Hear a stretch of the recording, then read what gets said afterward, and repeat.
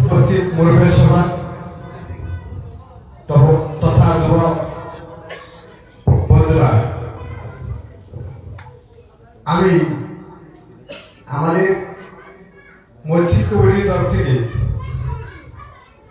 আহ্বান রাখছি, আমাদের মুখ্য অতিথি উনি আপনাদের নিকটে ভাষণ রাখবেন এবং কিছু মসজিদের সাথে কালেকশন করবেন। আশা রাখছি মসজিদ কমিটির তরফ থেকে আপনারা কিছু মসজিদের সাথে দান দিবেন।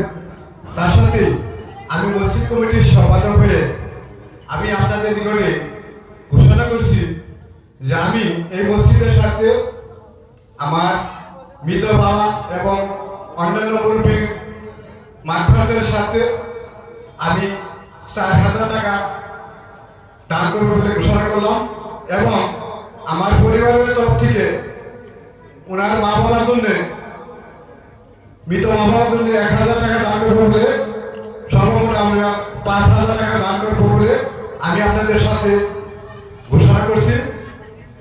ধন্যবাদ।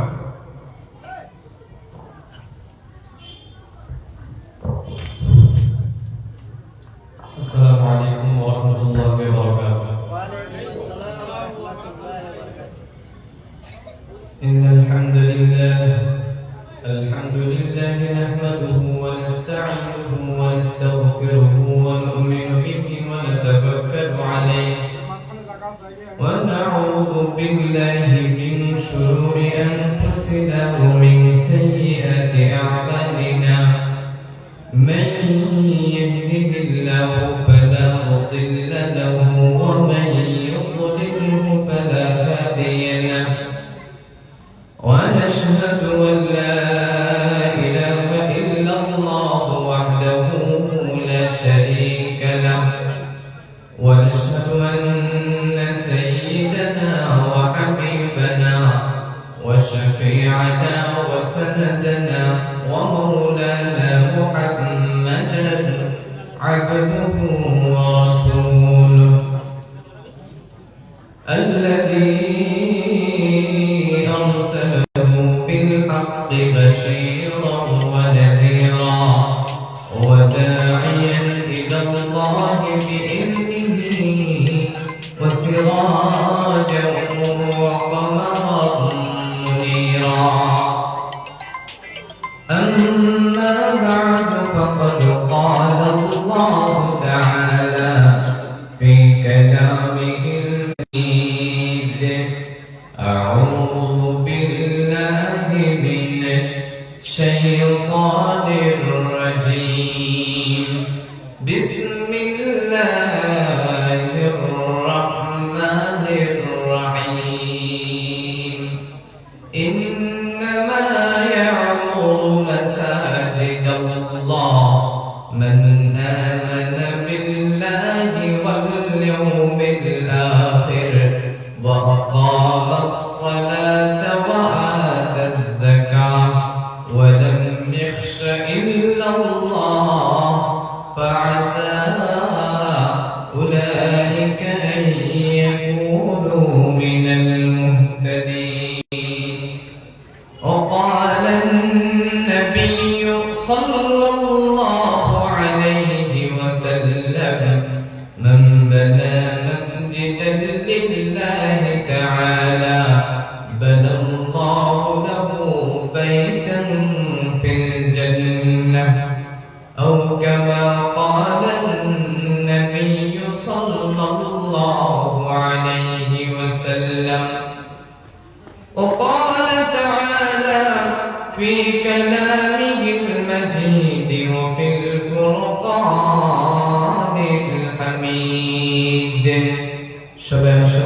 أعوذ بالله من الشيطان الرجيم. بسم الله الرحمن الرحيم. إن الله وملائكته يصلون على النبي يا أيها الذين آمنوا صلوا عليه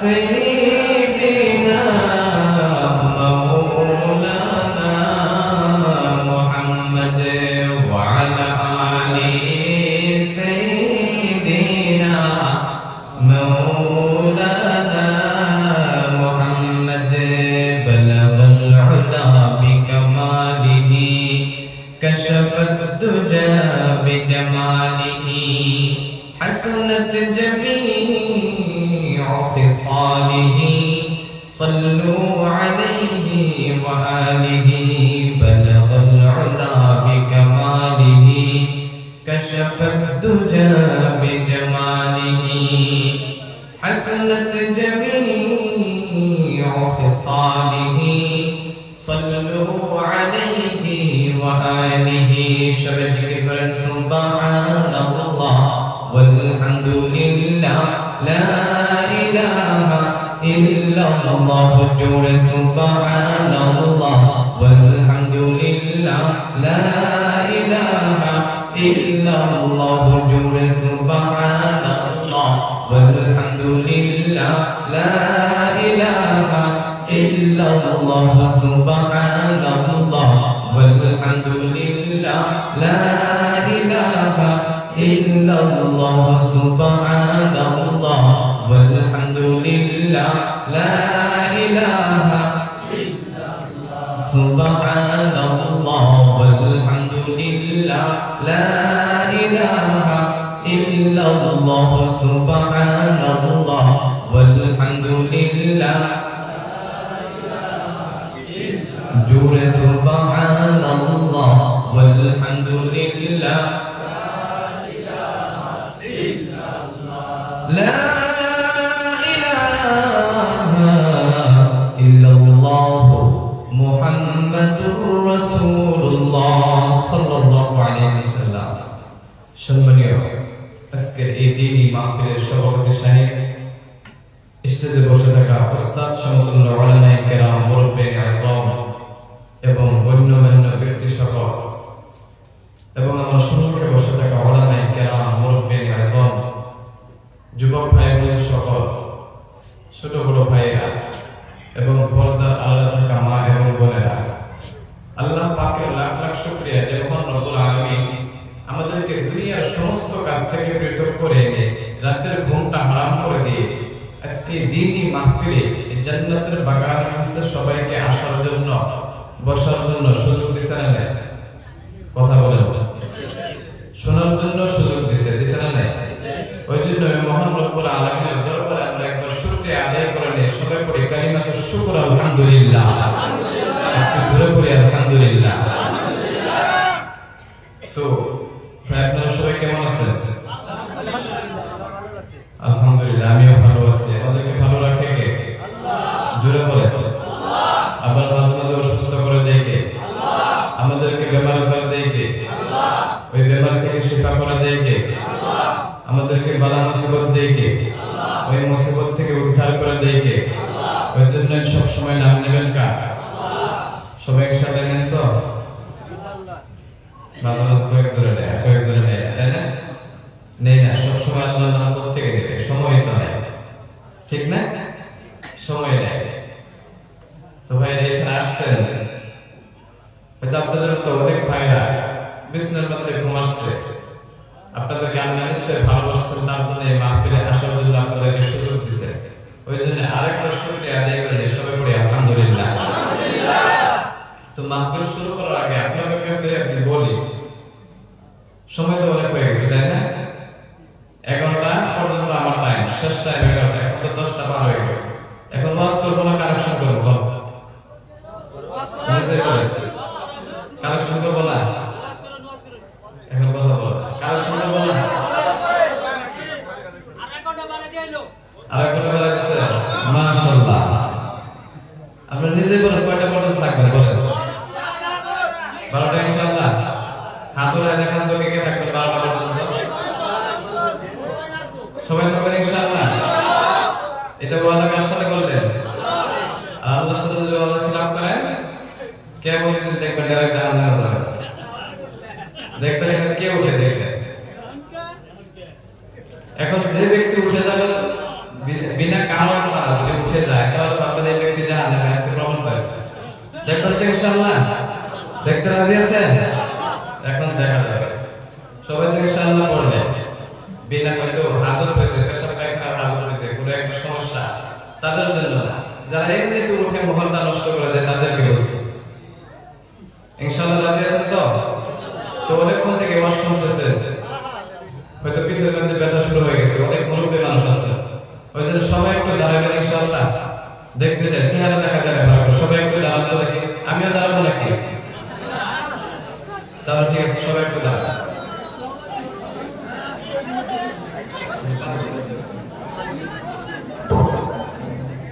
সবাই দাঁড়াইছে নাকি, না মাঝখানে বাকি আছে? মাঝখানে বাকি আছে নাকি? সবাইকে দাঁড়াতে হয় না?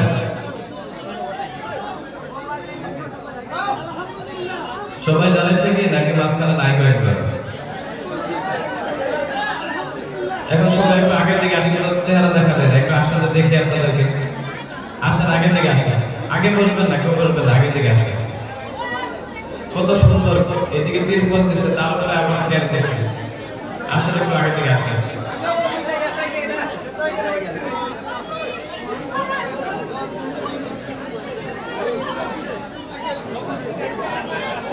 আসছেন? এখন বসেন, বসেন, এখন বসেন, বসেন।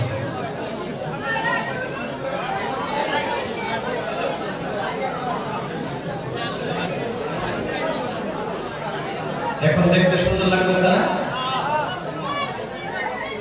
কয়েকজনে তো কম্বল নিয়েছে, বালিশ স্টেশন দেয় নাই, কম্বল নিয়ে আসছে। দেখেন, খালি বালিশের বাকি আছে।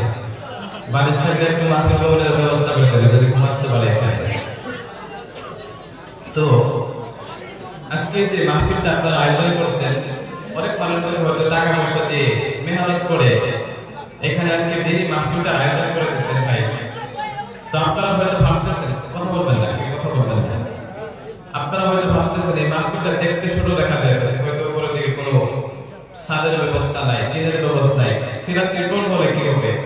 এই মাহফিলটা এত রকম আলামিন সম্মান দিচ্ছেন যে এই মজমুয়াটা, কোন মানুষ যদি আপনাদের এই রাস্তা দিয়ে যায়, যাওয়ার সময় হঠাৎ করে এখানে ওয়াজ মাহফিলের আওয়াজ শুনে ওয়াজ হইতেছে বলে বুঝতে পারে, তারপরে যদি ওই ব্যক্তিটা যদি ইখলাসের নিয়তে এখানে যদি বসে কিছুক্ষণের জন্য ইখলাসের নিয়তে, তাহলে আল্লাহ রাব্বুল আলামিন ওই ব্যক্তির যাবতীয় সগীরাগুলো আল্লাহ মাফ করে দেয়। সুবহানাল্লাহ। তাহলে আপনারা যে মাগরিবের পর থেকে যে ওয়াজ শুনতেছেন এই নিয়তে আছেন, তাহলে আল্লাহ কি আপনাদেরকে মাফ করবে না? আশা আছে না নাই? আল্লাহ সবাইকে মাফ করবে, সবাই পড়ি না আমিন। ওই জন্য রব্বুল আলামিন কোরআনের মধ্যে বলেন, লাইন শাকারতুম লাযীদান্নাকুম ওয়া লাইন কাফারতুম ইন্না আযাবি লাশাদীদ। সুবহানাল্লাহ। রব্বুল আলামিন কোরআনের মধ্যে বলেন, লাইন শাকারতুম লাযীদান্নাকুম ওয়া লাইন কাফারতুম ইন্না আযাবি লাশাদীদ।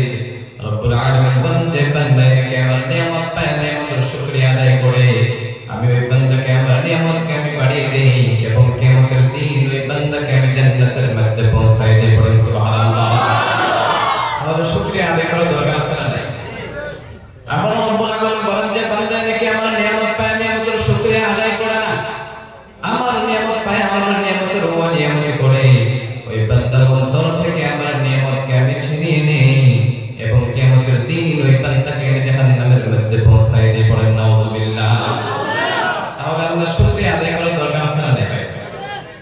আপনি যে অবস্থায় থাকেন না কেন, আপনি ভালো মুসিবতের মধ্যে আছেন, আপনি অসুস্থ আছেন, ওই সময় পড়েন আলহামদুলিল্লাহ করার দরকার আছে না নাই?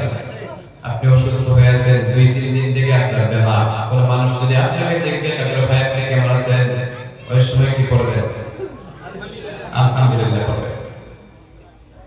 শুধু তাই না, বিশ্বনবী বলেন, আউয়ালু মা ইউদআ ইলাল জান্নাতি ইয়াওমাল কিয়ামাহ আল্লাযীনা ইয়াহমিদুনা আল্লাহ ফিস-সারা'i ওয়াদ-দাররা। কিয়ামতের দিন রব্বুল আলামিন সর্বপ্রথম ওই দলকে জান্নাতের দিকে ডাকবেন, ওই ব্যক্তিকে সর্বপ্রথম জান্নাতের দিকে দেওয়া হবে। ওই ব্যক্তি থাকবেন শুকরকারী। কি থাকবেন?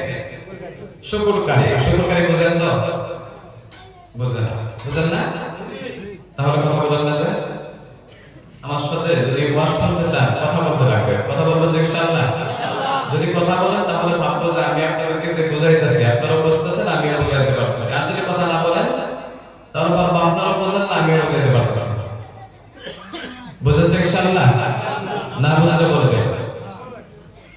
ওইদিন নবী সাল্লাল্লাহু আলাইহি ওয়াসাল্লাম বলেন আউয়ালু মান ইউদআ ইলাল জান্নাতি ইয়াওমাল কিয়ামাহ আল্লাযীনা ইয়াহমিদুনাল্লাহা ফিস-সাররা'i ওয়াদ-দাররা।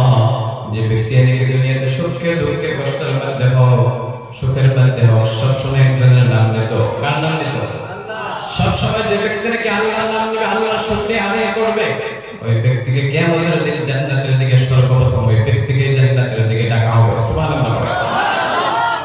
ওই জন্য সবাই আপনি হাঁটে যান, রাস্তাঘাটে ঘোরাফেরা করেন, বাজারে যান, সবসময় আল্লাহর প্রশংসা করবেন, সবসময় আল্লাহর তাসবিহ করবেন। করার দরকার আছে না? করবেন তো ইনশাআল্লাহ।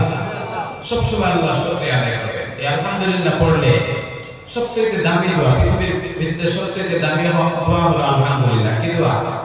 আলহামদুলিল্লাহ। বিশ্বরে বলেন আফদালুদ যিকরি লা ইলাহা ইল্লাল্লাহ ওয়া আফদালুদ দুআই আলহামদুলিল্লাহ। পৃথিবীর সবচেয়ে দামি জিকির হলো লা ইলাহা ইল্লাল্লাহ এবং পৃথিবীর সবচেয়ে দামি দোয়া হলো আলহামদুলিল্লাহ। কি দোয়া? পৃথিবীর সবচেয়ে দামি জিকির কি? কথা বলেন। পৃথিবীর সবচেয়ে দামি দোয়া, দোয়া একটা জিনিস, জিকির একটা জিনিস। পৃথিবীর সবচেয়ে আফদালুল যিকরি লা ইলাহা ইল্লাল্লাহ, সবচেয়ে দামি জিকির হলো লা ইলাহা ইল্লাল্লাহ এবং দামি দোয়া হলো আলহামদুলিল্লাহ। মাশাআল্লাহ। মনে থাকবে তো ইনশাআল্লাহ। দামি দোয়া কি? দামি জিকির লা ইলাহা ইল্লাল্লাহ। কেমন করে দামি জিকির হলো? হযরত মুসা আলাইহিস সালাম নাম শুনছেন না? হযরত মুসা আলাইহিস সালাম নাম শুনছেন? দেখছেন? দেখেন না? কেন আসলে আপনার দোয়া করা মাঝগাঁও আসছে বলে মাঝে মাঝে আসে না? সাইয়েদনা মুসা আলাইহিস সালাম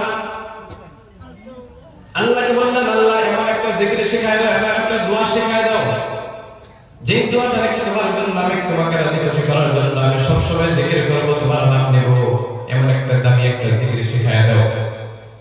আল্লাহ মুসা আলাইহিস সালামকে বললেন, ও মুসা পড়ো লা ইলাহা ইল্লাল্লাহ। কি পড়ো? ও মুসা পড়ো তুমি লা ইলাহা ইল্লাল্লাহ। মুসা আলাইহিস সালাম বললেন, আল্লাহ লা ইলাহা ইল্লাল্লাহ এটা তো দুনিয়ার সব মানুষই জানে, জানে না? আল্লাহ কি দোয়া শেখায় দেয় এটা তো দুনিয়ার সবাই জানে। আল্লাহ এসে ডাকতো, দামি জিকির শেখায় দাও, যে জিকিরটা দুনিয়ার কেউ জানে না সেটা তুমি আর আমি জানবো, এমন জিকির আল্লাহ শেখাও। আল্লাহ বললেন, ও মুসা লা ইলাহা ইল্লাল্লাহ এমন একটা জিকির, এত দামি জিকির, এই সেই দামি জিকির আমি আল্লাহ আমার কাছে আর সেই দামি জিকির নেই। সুবহানাল্লাহ। ওই জন্য সবসময় আপনি যখন নাকি রাস্তাঘাটে ঘোরাফেরা করেন সবসময় পড়বেন লা ইলাহা ইল্লাল্লাহ। পড়ার দরকার আছে না? আজকে আপনারা যে মাহফিলে আছেন কিসের জন্য আছেন? আল্লাহকে ভালোবাসেন, আল্লাহর নবীকে ভালোবাসেন, তার জন্য আছেন, ঠিক না? ওই জন্য আজকে এখানে কোরআন হাদিসের কথা হবে, আল্লাহকে ভালোবাসেন তার জন্য আসছেন, বিশ্বনবীকে ভালোবাসেন তার জন্য আসছেন। তো আপনারা যা আসছেন প্রত্যেকেরই কমসে কম ছেলেদেরকে এখানে আনা উচিত ছিল, কারণ তাদেরও সেখানে আছে, আছে না? প্রত্যেকেরই এটা আপনাদের দায়িত্ব ছিল যে ছোট্ট থেকে যদি আপনার সন্তানকে এইগুলো শিক্ষা দেন তাহলে কিন্তু বড় হওয়ার পরে এইগুলোর মধ্যে লিপ্ত থাকবে। আনে না নাই ঘুমাস আছে, ঘুমাস তো দূরের কথা, রাস্তাঘাটে ঘোরাফেরা করতেছে, বাজারে, তাই না? ঘোরাফেরা করতেছে, এইগুলো ইসলামিক মাহফিলের মধ্যে বসানোর দরকার আছে আমাদের। আমরা তো ইনশাআল্লাহ আগে থেকে চেষ্টা করবেন সন্তানদেরকে ভালো রাস্তা দেখাবার চেষ্টা করবেন। আপনি শুধু বাঁচতে হবে না, আপনার সন্তানকেও বাঁচাইতে লাগবে, লাগবে না? আপনি শুধু আমল করতেছেন, নেক আমল করতেছেন, আপনার সন্তান কি করতেছে ওইটার দিকে তাকানোর দরকার আছে না? আজকে যে এখনকার ছেলে মেয়েগুলো খারাপ হয় তার প্রধান কারণ হলো নিজের মা বাবা তাদেরকে দেখতে পারে না, ঠিক না? কারণ মা বাবা তাদেরকে দেখতে পারে না, সময় নেয়। ওই জন্য সন্তানদেরকে ভালো পথের মধ্যে আনবেন, ভালো রাস্তায় আনবেন। কারণ হয়তো সন্তান না হয় আল্লাহর নবীকে আপনারা ভালোবাসেন, আল্লাহকে ভালোবাসেন, কিন্তু আল্লাহর নবীকে যে ভালোবাসেন আপনার সন্তানের চেয়ে আল্লাহর নবীকে বেশি ভালোবাসতে লাগবে, লাগবে না? আপনার সন্তানের চেয়ে আপনার নিজের মা বাবার চেয়ে আল্লাহর নবীকে বেশি ভালোবাসা লাগবে। কিন্তু এদিকে দেখা যায় নিজের সন্তানকে বেশি মায়া করে, বেশি মহব্বত করে, আল্লাহকে বেশি ভালোবাসে না। বিশ্বনবী বলেন, লা ইয়ামিনু আহাদুকুম হাত্তা আকুনা আহাব্বা ইলাইহি মিন ওয়ালিদিহি ওয়া ওয়ালিদিহি ওয়ান নাসি আজমাইন। বিশ্বনবী বলেন, কোন মানুষ যদি আমাকে ভালোবাসতে চায়, কোন মানুষ যদি পরিপূর্ণ মুমিন হতে চায়, দুইটি গুণ থাকতে লাগবে। কোন মানুষ যদি পরিপূর্ণ মুমিন হতে চায় তাহলে তার মধ্যে দুইটি গুণ লাগবে। এক নম্বর গুণ হলো দুনিয়ার সবার চাইতে সবচেয়ে মা এবং বাবার চাইতে আল্লাহর নবীকে বেশি ভালোবাসতে লাগবে। কিন্তু আমরা বাসি না, বাসি কি? আরেকটা কাজ হলো নিজের সন্তানের চাইতে আপনার আল্লাহর নবীকে বেশি ভালোবাসতে লাগবে, লাগবে না? কিন্তু বাসা না। কিন্তু আমাদের সন্তানকে হয়তো নিজের সন্তানকে ভালোবাসে না, আল্লাহর নবীকে ভালোবাসে না, সন্তানকে বেশি মায়া করে। দেখবেন যে খাওয়ার সময় সন্তানদের মোবাইল দেখায় দেখায় খাওয়ায় না, এগুলো মহিলারা বেশি করে। নিজের সন্তানকে এত মায়া করে, মাও মোবাইল দেখে ছেলেও মোবাইল দেখে, দেখতে দেখতে ছেলে মুখ দিয়ে না খায়, কান দিয়ে খাওয়ায়। আসলে না এখন আছে, মাও মোবাইল দেখে ওই বাচ্চাও মোবাইল দেখে। কিন্তু ছেলেদেরকে ভালো শিক্ষা দেয়। নিজের আল্লাহর নবীকে যদি ভালোবাসতে চান, আল্লাহর নবীকে যদি ভালোবাসতে চান, তাহলে নিজের সন্তানের চাইতে মা বাবার চাইতে বেশি ভালোবাসতে লাগবে। কেমন ভালোবাসা হওয়া লাগবে? বুখারীর বর্ণনা, হযরত তালহা ইবনে বারা রাদিয়াল্লাহু তাআলা আনহু 12 বছরের একজন সাহাবী ছিলেন। কয় বছর? হযরত তালহা ইবনে বারা রাদিয়াল্লাহু তাআলা আনহু 12 বছরের একজন সাহাবী ছিলেন। কত আল্লাহর নবীকে ভালোবাসতো, কত মায়া করতো আল্লাহর নবীকে। হযরত তালহা ইবনে বারা রাদিয়াল্লাহু তাআলা আনহু আল্লাহর নবীকে কত ভালোবাসতেন। তিনি অনেক গরীব ঘরের একটা সন্তান ছিলেন। তালহা ইবনে বারা রাদিয়াল্লাহু তাআলা আনহু 12 বছরের সাহাবী। ভালো করে শুনবেন, কত ভালোবাসতো আল্লাহর নবীকে। ওই 12 বছরের সাহাবী অনেক গরীব, তালহার বাবা অনেক গরীব, তালহার মা অনেক গরীব। তালহা ওই গরীবের ঘরে জন্মগ্রহণ করেছে। ওই তালহা ইবনে বারা রাদিয়াল্লাহু তাআলা আনহু তিনার বাড়িতে 3 দিন হয়ে যায়, তার ঘরের মধ্যে কোনো খাবার ব্যবস্থা নাই, খাদ্যের কোনো ব্যবস্থা নাই, চুলার মধ্যে কোনো আগুন জ্বলে না। 3 দিন হয়ে গেছে। কয়দিন হয়েছে? 3 দিন হয়েছে, কোনো খাবার ব্যবস্থা নাই, ঘরের মধ্যে কোনো চুলার মধ্যে কোনো আগুন জ্বলে না। তালহা ইবনে বারা রাদিয়াল্লাহু তাআলা আনহু তিনি একজন 12 বছরের যুবক। তিনার তো পেটের মধ্যে অনেক ক্ষুধা লেগেছে, অনেক খিদা লাগছে। তার জন্য তালহা ইবনে বারা রাদিয়াল্লাহু তাআলা আনহু তার মাকে ডাকতে বলে, ও মা, তুমি আমাকে একটু খাবার ব্যবস্থা করে দাও। আজকে 3 দিন হয়ে যায়, কোনো খাবার ব্যবস্থা নাই, আমাকে একটু খাবার ব্যবস্থা করে দাও। ওই তালহা ইবনে বারা রাদিয়াল্লাহু তাআলা আনহুর কথা শুনে ওই তালহার মা হয়তো খাবার ব্যবস্থা করতে পারলেন না। ওই জন্য ওই সন্তানকে বললেন, ও বাবা, তুমি আরেকদিন ধৈর্য ধরো, আল্লাহ নিশ্চয়ই আমার ঘরের মধ্যে খাবার ব্যবস্থা করে দেবে। ওই তালহা ইবনে বারা রাদিয়াল্লাহু তাআলা আনহু মার কথা মতো আরেকদিন ধৈর্য ধরলেন। যখন তাকে 4 দিন হয়ে যায়, তালহার ঘরের মধ্যে কোনো খাবার ব্যবস্থা নাই, কোনো আল্লাহর কোনো খাবার ব্যবস্থা, খাদ্যের ব্যবস্থা আল্লাহ দেয় নাই। তালহা ইবনে বারা রাদিয়াল্লাহু তাআলা আনহু তালহার মাকে ডাকতে বললেন, ও মা, তুমি তো বললে আরেকদিন অপেক্ষা করতে, কিন্তু আমি অপেক্ষা করলাম, কিন্তু ঘরের মধ্যে কোনো খাবার ব্যবস্থা নাই। তখন বললেন, ও বাবা, তোমার যদি অনেক খিদা লেগেছে, তুমি একটা কাজ করতে পারো। তোমার যদি পেটের মধ্যে অনেক ক্ষুধা, তাহলে তুমি একটা কাজ করো, তুমি বিশ্বনবীর দরবারে চলে যাও। পড়ুন সুবহানাল্লাহ। তোমার যদি অনেক খিদা লাগছে, তাহলে তুমি আল্লাহর নবীর দরবারে চলে যাও। তাহলে 12 বছরের সাহাবী কিছুই বুঝেন না। ওই তালহা ইবনে বারা রাদিয়াল্লাহু তাআলা আনহু তার মাকে ডাকতে বলেন, ও মা, আল্লাহর নবীর দরবারে কি খাবার ব্যবস্থা করেছে, কোনো দাওয়াতের ব্যবস্থা করেছে? ওইখানে কিছু খাবার ব্যবস্থা করছে নাকি, কোনো দাওয়াতের ব্যবস্থা করছে? তালহা মা ডাকতে বললেন, ও তালহা, আল্লাহর নবীর দরবারে, বিশ্ব নবীর দরবারে কোনো খাবার ব্যবস্থা করে নাই, কোনো দাওয়াতের ব্যবস্থা করে নাই। কিন্তু মা, তাহলে আল্লাহর নবীর দরবারে তুমি যাইতে বললা কেন? তালহার মা বললেন, ও বাবা, আল্লাহর নবীর দরবারে যদি তুমি যাও, বিশ্ব নবীর দরবারে যদি তুমি একবার যাও, ওই বিশ্ব নবীর চেহারা যদি একবার দেখতে পারো, তাহলে তোমার সারা জিন্দেগি খিদা তোমার মিটিয়ে যাবে। পড়ুন সুবহানাল্লাহ।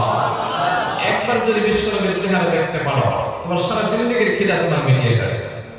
সুবহানাল্লাহ বলেন না? আস্তে করে পিছনের দিকে মানুষ শুনবে, আস্তে করে, ঠিক আছে? তাহলে জোরে করলে একবার মাশাআল্লাহ, তাহলে ঘুমা শুনে না। তাহলে পরের দিন দেরি না করে তালহার বাবাকে ডাক দিয়ে বলেন, ও বাবা, আমাকে বিশ্ব নবীর দরবারে নিয়ে চলো, আল্লাহর নবীর দরবারে নিয়ে চলো। তালহার বাবা পরের দিন সকালে তালহাকে নিয়ে আল্লাহর নবীর দরবারে গেলেন। বিশ্ব নবীর দরবারে যাওয়ার পর দেখে যে দুনিয়ার সাহাবীরা আল্লাহর নবীর কথা শোনার জন্য ভিড় করতেছে। যেমন করে আপনারা ওয়াজ শুনতে আসছে, ঠিক কেমন করে সাহাবীরা ওইখানে আল্লাহর নবীর কথা শোনার জন্য ভিড় ওইখানে। কিন্তু তালহা ইবনে বারা রাদিয়াল্লাহু তাআলা একজন ছোট্ট মানুষ, পিছন থেকে আল্লাহর নবীর চেহারা দেখতে পারে না। ওই জন্য তালহার বাবাকে ডাক দিয়ে বললেন, ও বাবা, আমি তো একজন ছোট্ট মানুষ, আমি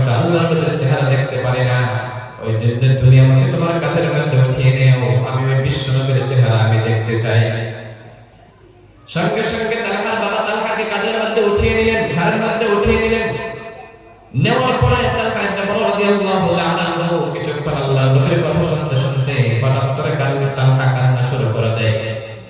তালহা যখন নাকি কান্না করে, তালহার চোখের পানি তালহার বাবার কাঁধের মধ্যে পড়ে।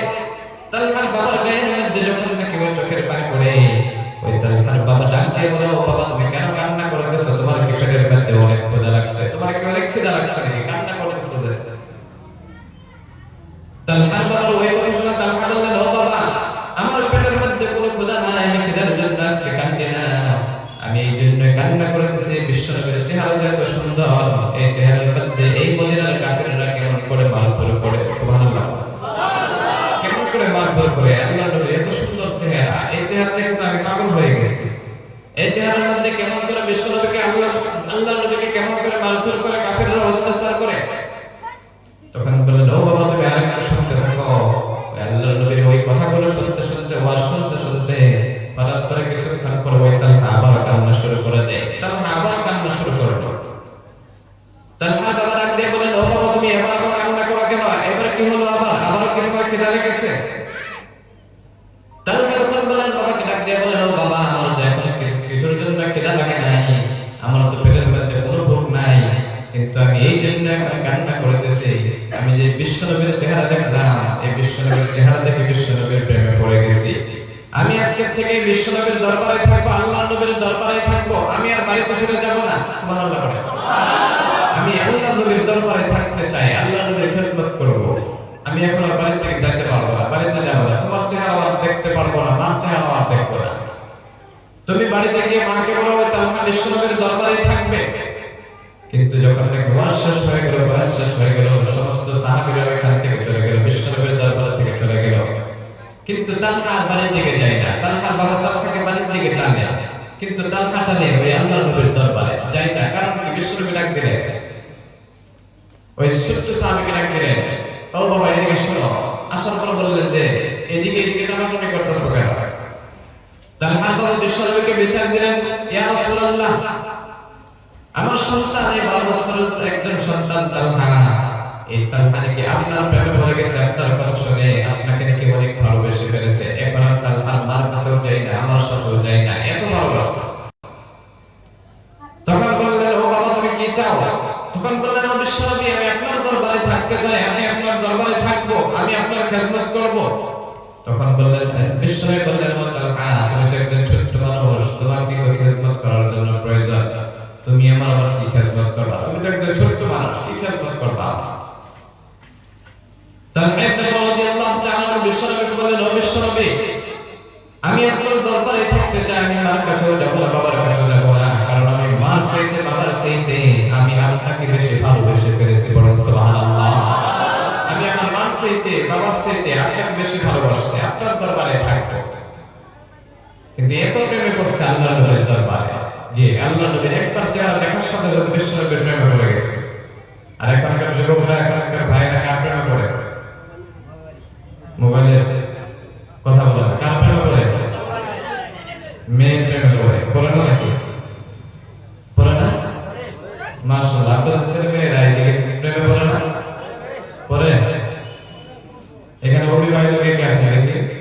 বিয়ে করেন না কে কে? দেখি একটু আমাদের এলাকা। ভাই বিয়ে করছো নাকি তোমরা? তা আসলে আমাকে মুরব্বী মানুষ আসলে ভয় করে না তোমরা? যারা বিয়ে করেন নাই, বিয়ে করেন নাই, যারা গার্লফ্রেন্ড আসলে নাই নাই নাই, মাশাআল্লাহ, মনে করো আসমান থেকে নেমে আসছে সব ফেরেশতা, সব ফেরেশতা, তাই না? মাশাআল্লাহ, তাহলে তো অনেক ভালো। আল্লাহ সবাইকে কবুল করেন, শুরু করে আমিন। আজকে যে ওয়াদা করলাম যে গার্লফ্রেন্ড নাই, জীবন যদি মেটেও যায় তোমাদের কপালে দোয়া করে দিই নাকি? জীবন আর গার্লফ্রেন্ড পাই বলে লাগবে নাকি? লাগে না। যারা অবিবাহিত আছে তারা একটু আগে থেকে আসবে, যারা অবিবাহিত আছে তাদের জন্য আজকে ওয়াজ করবে ইনশাআল্লাহ। ওই দিন তালহা ইবনে রাদিয়াল্লাহু তাআলা বিশ্বনবীকে বললেন, ও বিশ্বনবী আমি আপনার দরবারে থাকবো। তখন বললেন, ও তালহা তুমি তোমার বাড়িতে চলে যাও, তোমার মার কাছে চলে যাও। তখন বললেন, না আমার মার চাইতে বাবার চাইতে আপনাকে বেশি ভালোবাসি। বিশ্বনবী ডাক দিয়ে বললেন, ও তালহা তুমি যদি সত্যি আমাকে বেশি ভালোবাসো তাহলে তোমার বাবার গর্দনটাকে এনে আমার সামনে হাজির করে দাও। বিশ্বনবীর কথা কথা শুনে ওই তালহা ইবনে রাদিয়াল্লাহু তাআলা আনহু একটা তলোয়ার নিয়ে দৌড় দিয়ে গিয়ে বাবার কাছে গেলেন। বাবার কাছে যাওয়ার পরে তলোয়ারটা বাবার কাঁধের মধ্যে উঠাইলেন, মাথার উপরে উঠাইলেন তলোয়ারটা। যখন নাকি গলাটা কাটবে, যখন নাকি কূপ দিবে, সঙ্গে সঙ্গে বিশ্বনবী ডাক দিলেন, ও তালহা, তোমাকে তোমার বাবার উপরে গর্দন কাটতে লাগবে না, গলা কাটতে লাগবে না, তোমার বাবার মাথা নাই কাটা লাগবে না। আমি বুঝতে পেরে গেছি তুমি আমাকে সবচেয়ে বেশি ভালোবাসো। সুবহানাল্লাহ। আমি বুঝতে পারছি তুমি সত্যি আমার তোমার মা চাইতে বাবার চাইতে আমাকে বেশি ভালোবাসো। ওই জন্যই তাহলে এদিকে শোনো। তালহা বললেন, ও তালহা, তুমি আমার দরবারে থাকতে লাগবে না, আমার দরবারে তোমার কোনো জায়গা নাই, তোমার জায়গা হলো কিয়ামতের দিন রব্বুল আলামিন জান্নাতের মধ্যে আমার সাথে রাখবে। বলেন সুবহানাল্লাহ। তোমার জায়গা হলো জান্নাতের মধ্যে আমার সাথে। তালহা বললেন, ও বাবা, তুমি এখন চলে যাও, তোমার মার কাছে চলে যাও, কারণ তুমি তো একজন ছোট্ট মানুষ। বিশ্বনবীর কথা মতো ওই তালহা ইবনে রাদিয়াল্লাহু তাআলা বাড়ির দিকে রওনা দিলেন। যাওয়ার সময় তালহার বাবাকে বিশ্বনবী ডাক দিলেন, ও তালহার বাবা, এদিকে শোনো। তালহার বাবাকে ডাক দেওয়ার সাথে সাথে বললেন, ও তালহার বাবা, ওই তালহা যাকে এত ভালোবাসে, আমিও তালহাকে ভালোবাসি। ওই তালহা যখন নাকি মৃত্যুবরণ করবে, মারা যাবে, ওই তালহার মৃত্যুর খবরটা আমাকে দিও। তালহা যখন নাকি মারা যাবে, তালহার মৃত্যুর খবরটা আমাকে দিও। ওই তালহার জানাজার নামাজটা আমি নিজেই পড়াবো। তখন বললেন, ঠিক আছে, চলে যাই। ওই কথা শুনে তালহার বাবা তিনি বুঝতে পেরে গেলেন। কি বুঝছেন? কিছু বুঝছেন? কি বুঝছেন বলেন তো দেখি। জি, কিছু বুঝছেন?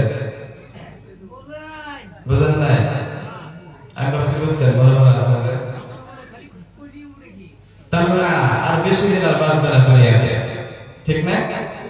আল্লাহ নবী কয়ে দিয়েছে যে তালহা যখন নাকি মারা যাবে, তালহার মৃত্যুর খবরটা আমাকে দিও, আমি নিজে তালহার জানাজার নামাজটা পড়াবো। তালহা বেশি দিন দুনিয়াতে থাকবে না। তালহার বাবা বিশ্বনবীকে বলেন, ও বিশ্বনবী, আপনি যে কথাটি বললেন এই কথা বলার সাথে সাথে বুঝতে পারলাম এবার আদরের সন্তান তালহা আর দুনিয়াতে বেশি দিন বাঁচবে না। ওই জন্য তালহাকে নিয়ে চলে গেলেন বাড়ির দিকে। তালহা শুনতে পারবেন সেই কথাটি। হঠাৎ করে তালহা যখন নাকি বাড়ি গেলেন, কয়েকদিন পর থেকে তালহা অসুস্থ হয়ে পড়লেন। কি হয়েছে? অসুস্থ হয়ে পড়লেন হঠাৎ করে, বেমার। তালহা যখন নাকি অসুস্থ হইলেন, আর তালহার বেমার ভালো হয় না। তারপরে ওই তালহার বাবাকে একদিন ডাক দিয়ে বললেন, ও বাবা, আমি যখন নাকি হয়তো আমি দুনিয়াতে বেশি দিন বাঁচবো না, আমি যখন নাকি মারা যাবো, বিশ্বনবী তোমাকে খবর দিতে বলছে, কিন্তু আমি তোমাকে একটা কথা বলে যাই, ও বাবা, আমি যদি রাত্রের বেলা মারা যাই, আল্লাহর নবীকে তুমি খবর দিও না, আল্লাহর নবীর কানের মধ্যে এই খবরটা পৌঁছায় না।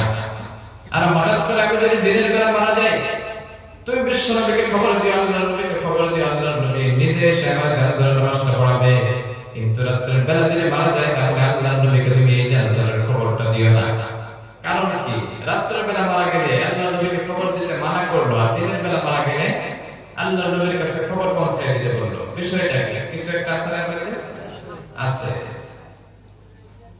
হঠাৎ করে রাত্রের বেলা তালহা ইবনে রাদিয়াল্লাহু তাআলা আনহু তিনার কাছে মালাকুল মউত চলে আসলেন। আসার পরে তালহা জানটা বাহির করে নিয়ে গেলেন।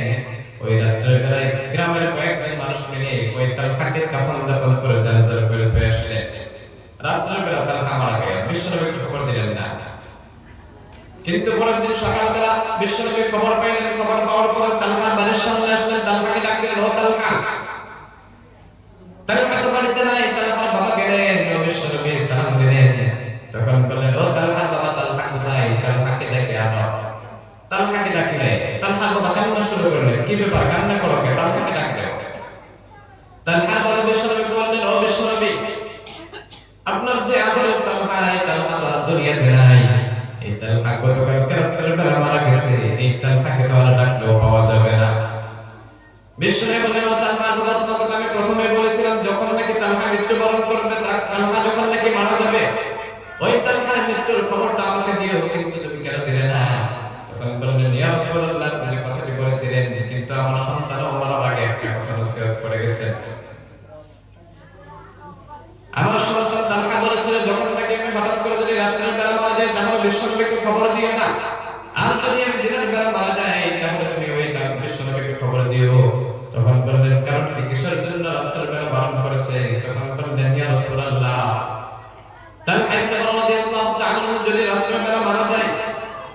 আপনাকে যদি রাত্রের বেলা খবর দেওয়া হয় হয়তো আপনি ওই কথা শুনে নিশ্চয় চলে আসবেন, কিন্তু আপনি যে রাস্তা দিয়ে আপনি আপনার বাড়িতে আসবেন এই রাস্তার মধ্যে অনেক বড় বড় কাফেরদের বাড়ি, হয়তো আপনাকে আক্রমণ করবে, আপনাকে মারধর করবে, এই জন্য আপনাকে খবর দিতে বারণ করেছে। সুবহানাল্লাহ পড়েন। এত ভালোবাসতেন 12 বছরের একজন সাহাবী, কত চিন্তা করছে দেখেন। কিন্তু আল্লাহর নবী কথা শুনে অবাক, সত্য একজন মানুষ এত ভালোবাসা আমাকে। আসমানের দিকে আল্লাহর কাছে উঠে আল্লাহকে বললেন, আল্লাহ এই তালহাকে তুমি দুনিয়াতে আমার সাথে হয়তো রাখতে পারবেন না, কিন্তু কিয়ামতের দিন জান্নাতের মধ্যে এই তালহাকে আমার সাথে রাখিও। বলেন সুবহানাল্লাহ। তালহা এত ভালোবাসতেন আল্লাহর নবীকে। আমাদের সন্তানদেরকে ভালোবাসা এরকম করে কথা বলে না, বাসা নাকি বাসা না, আমাদের সন্তানদেরকে মেয়েকে ভালোবাসে, ঠিক না? না বাসা না। আর এখনকার তো বউরা বেশি হয়ে বলে, তাই না?